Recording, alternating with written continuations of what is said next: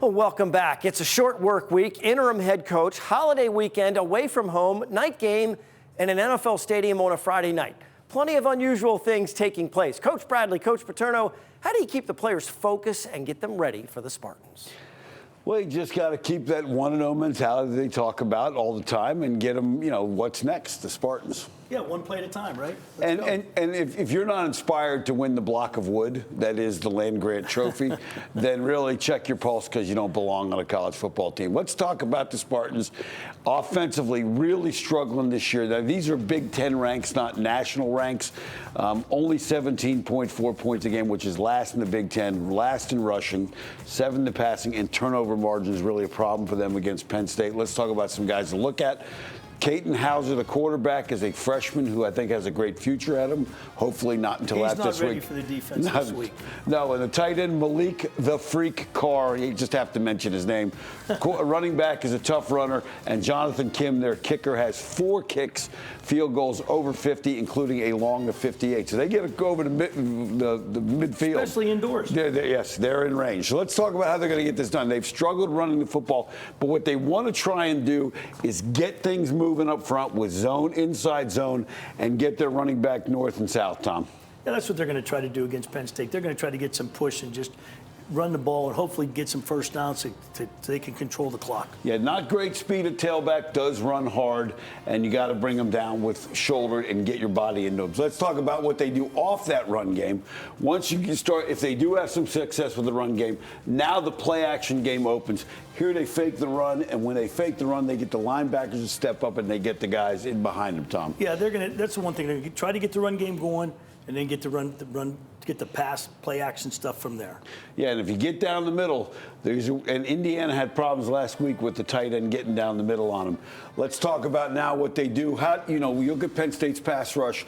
One of the things you would do is stay out of 3rd and long, and when you're not in 3rd and long, you go to your quick game.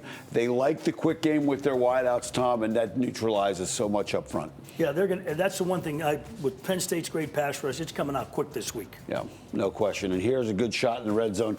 They've been successful when they have gotten in the red zone. Nice move off the ball. They do have some talented wide receivers. This is not going to be a gimme. If Penn State does not get to the quarterback and disrupt things, they may be able to throw the ball. They're doing a pretty good job the last couple of weeks. Now let's talk about them defensively.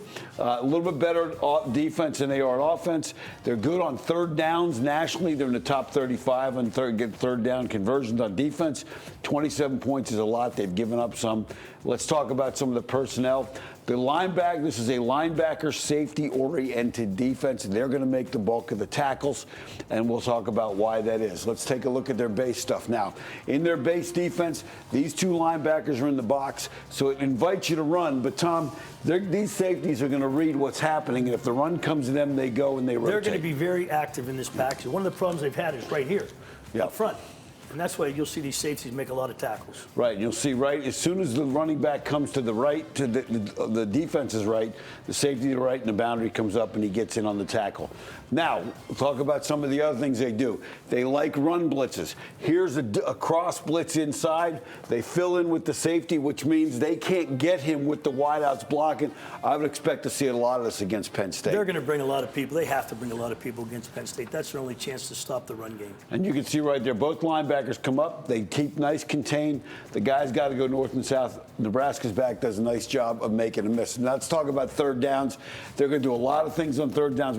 They're good on 3rd downs. Show blitzes, drop guys out, and take away the easy throw so you don't have that immediate hot throw. But what do you notice?